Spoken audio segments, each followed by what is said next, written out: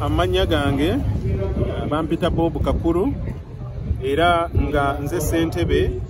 owe organization gye bayita Patriots Club Uganda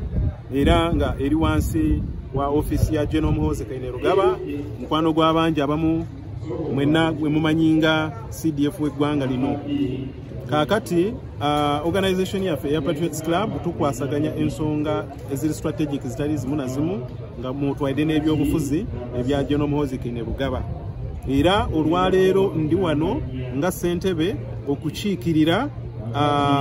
organization yaffe ya Patriots Club kubanga twalondeddwa ku kakiiko akagenda okutabaganya ensonga z'abantu ababadde besimbye ku by'obukulembeze mu primaries za NRM era bwe zakomeekerezeddwa nga abamu baawangudde nga abala tebaawangudde era nga abo abataawangudde ensonga tebazitutte bulungi era nga balinamu obukaawu n'obusungu era nga abamu badde beewerera okukola ki obuwagizi bwabwe okubutwala mu opposition basobole okuzanya kifiiriza okusobola okulemesa abo ababawangudde. Kakati amangu ddala RCC wa Kampala omupya eyazze n'agenda mu lukiiko mu kaweefube ne minisita wa Kampala ne basalawo nti tusobola okuteekawo embeera ey'okusobola okukyala mu miruka 10 gyonna egiri mu Kampala era nga tugezaako okutabaganya ensonga za famire ya NRM abo abasobodde okuwangulwa basobole okujja on board bawagire flag bearers era abawangudde naye ate ng'ekigendererwa kino tukikola tusobole okulaba nga obuwanguzi bwa NRM n'obuwagizi busigala wamu era nga tusambyako okulaba nga President Museveni gwe tugenda okuwa ekisanja taamwegenda ekisembayo tusobole okugenda okumunominatinga ng'already internal fights eziri mu abawangudde primaries n'abatawangudde nga tumaze okukola ki okuzitereeza era nze obubaka bwendeese okuva ewa General Muhoozi okutuusa mu bino ebitundu bye tuze tutalaga kutandika n'olwaleero era nga tugenda kumalayo parishes zonna 10 bugamba osooka General yeeyamye okuwa security kumbi mutugambe ensonga tuzigamba omukulembeze w'eggwanga ffe mu keto twakowa embeera ebiri ebigireeta Femukamafu abaana ba ekamo kyabaleetako emmeeri ne bagamba emmeeri ejja ne tugiraba ng'ekoze eki ne bagamba tagenda na Iran ne bagamba pulaani B omusajja n'ava n'agamba omwezi owoza mu ki Pulezidenti agenda mu Amerika ne bamwaniriza kati ezo engero z'abakayima tunaazibeeramu abaana Mawiya RCC wa KCCA era ndi musanyufu okuba nti nammwe mwennyini mukkiriza okubeerawo mulaga abantu ekitambula omukama mulungi ate era njagala kwebaza President okumpa omukisa okuweereza mmwe bannakampala naye njagala okubeeyanza nti mwebale okusookera ddala okuwagira President mwebale kuba bakozi mwebale kugoberera bitambula mu gavumenti mwebale kuwagira programs za gavumenti zonna mumanyi nti tuli mu kaseera k'ebyobufuzi mukimanyi nti akaseera kano NRM already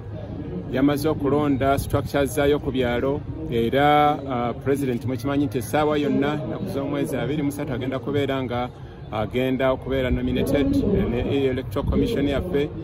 era mukiraba ndowooza nti n'ebibiina ebirala byonna biri mu kuteekateeka abakulembeze baabyo ku mitendera egy'enjawulo naye Kampala tukirabye nga tukisoboka kubeera tugenda mu maaso President agenda ku nomination nga tukyalina okulwanagana kuno mu kibiina kya NRM nga omukunzi namba emu owa Kampala Capital City Authority neŋŋamba nti katufeeyo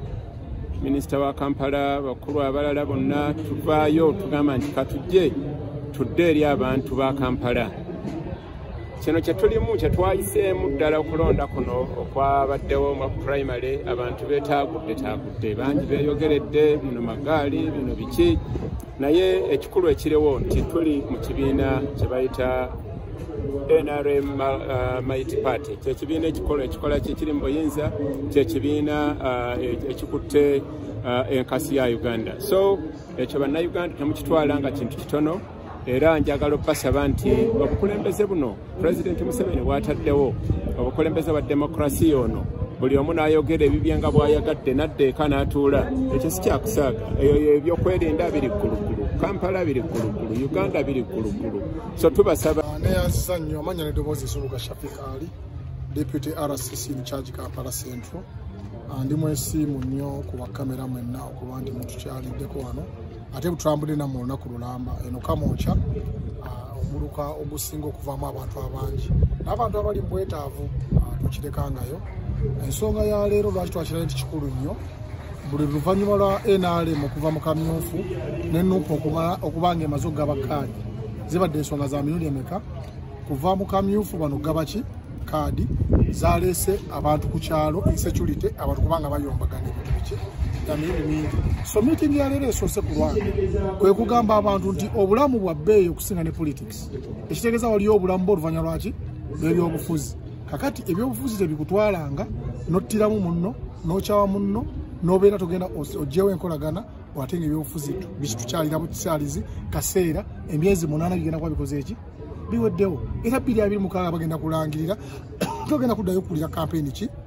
gwe bajjamu eriiso mu kampeyini eyatema munne eyakola atya munne so tuzze kuttaanya kolekitinga bizibu by'abantu bebayitamu mu period eno ebaddemu okutegeera abantu baffe bali batya n'emyoga ye bagamba bati EPDM eyimiridde etya ebintu bingi tutaka okwebuuza abantu baffe tusobole okuadressinga ebizibu byabwe ku lwa Pulezidenti Museveni nga bwe yatulagira emirimu gyaffe ensonga endala ebadde eya leero kwe kukkakkanya bannayuganda okubeera nti ffenna tusisa kimu okubeera nti mbakubiriza okubeera nti balonda abantu abeesimbu abantu abalina abatuukirira omukulembeze oba abantu abagenda okubeera nti bagenda kusa service delivery wansi naye omuntu asigala nga kyekimu nga namukiikirira bafaanagana oli naatuuka naga nti gundi genda okiikirire neffe tuwaayo munaku munnaffe naye nga ate gwowaayo naye muzibe so tutandika okubeera mu byobufuzi nga tuba n'ettooki ey'amaanyi esobola okutegeera nti obusobozi bwa ali bwe buno ne buno bukoma ki bukoma wano kati mwe temulalabye nti NRM bagenze ne petitioni zibaawo ono anzibye ono tebakoze eki tebanzibye okuyombagana okukyali awo nze sikwagala mu Kampala naye nga n'ensonga endala naye libaagabya kaadi naye nabo bali bakola ki nabo bali gye bali bakaawa gwe kusenga badde bagaba busobozi oba okubeera